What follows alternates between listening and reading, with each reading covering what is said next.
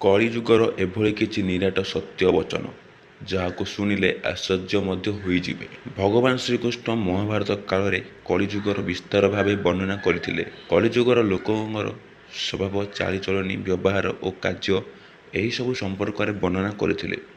ତେବେ ଆଜି ଆପଣମାନେ ଭଗବାନ ଶ୍ରୀକୃଷ୍ଣଙ୍କର ମୁଖ ନିଃସୃତ କଳିଯୁଗର 5ଟି ସତ୍ୟ କଥା ବିଷୟରେ ଜାଣିବାକୁ ପାଇବେ, ଯାହା ବର୍ତ୍ତମାନ ସମାଜର ଏହିସବୁ କଥା ଦେଖିବାକୁ ମିଳିଛି। ମହାଭାରତ କାଳରେ ପଞ୍ଚୁ ପାଣ୍ଡବ ମାନଙ୍କର କଳିଯୁଗ ବିଷୟରେ ଜାଣିବାକୁ ଇଚ୍ଛା ଥିଲା।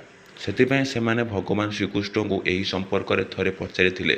ଭଗବାନ ଶ୍ରୀକୃଷ୍ଣ ଏହାର ଉତ୍ତର ଦେବାକୁ ଯାଇ ସେମାନଙ୍କୁ ଥରେ ଜଙ୍ଗଲରେ ବୁଲି ଆସିବାକୁ କହିଥିଲେ। ତାପରେ 5 ଭାଇ ଯାକ ଜଙ୍ଗଲକୁ ଯାଇ ଭଗବାନ କୃଷ୍ଣଙ୍କୁ ଏପରି କିଛି କହିଥିଲେ, ଯାହାର ଅର୍ଥ କୃଷ୍ଣ ମଧ୍ୟ ତାଙ୍କୁ ବୁଝାଇ ଦେଇଥିଲେ। ପ୍ରଥମଟି, ଯୁଧିଷ୍ଠିର ମହାରାଜ 2 ଷଣ୍ଢ ଥିବା ଗୋଟିଏ ହାତୀକୁ ଦେଖିଲେ। ତେବେ ଶ୍ରୀକୃଷ୍ଣ ଏହାର ଅର୍ଥ ବୁଝାଇବାକୁ ଯାଇ କହିଥିଲେ, କଳିଯୁଗରେ ମନୁଷ୍ୟ କହିବେ ଗୋଟିଏ ଆଉ କରିବେ ଆଉ ଗୋଟିଏ ବୋଲି କହିଥିଲେ। ଦ୍ୱିତୀୟଟି, ଭୀମ ମହାରାଜ ଏକ ଗାଈକୁ ଦେଖିଥିଲେ, ଯିଏକି ତାର ଗାଈକୁ ଏପରି ଚାଟୁଥିଲା। ଦ୍ୱିତୀୟଟି ହେଉଛି ଭୀମ ମହାରାଜ ଏକ ଗାଈକୁ ଦେଖିଥିଲେ, ଯିଏକି ତାର ଗାଈକୁ ଏପରି ଚାଟୁଥିଲା ଯେ ତାର ରକ୍ତ ବାହାରି ପଡ଼ୁଥିଲା।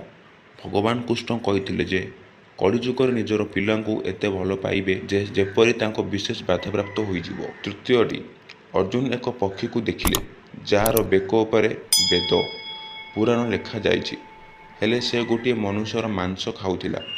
ଏହା ଶୁଣି ଶ୍ରୀକୃଷ୍ଣ କହିଥିଲେ, କଳିଯୁଗର ଏପରି କିଛି ଲୋକ ଆସିବେ ଯେଉଁମାନଙ୍କୁ ବିଦ୍ୱାନ ବୋଲି କୁହାଯାଇଥିବ, ହେଲେ ସେ ଅନ୍ୟର ଖରାପ ଚିନ୍ତା କରି ନିଜେ ଉନ୍ନତି କରିବାକୁ ଚେଷ୍ଟା କରିବ। ପରଧନକୁ ଲୁଚିବା ଲୋକ କଳିଯୁଗର ବହୁତ ଦେଖାଯିବେ।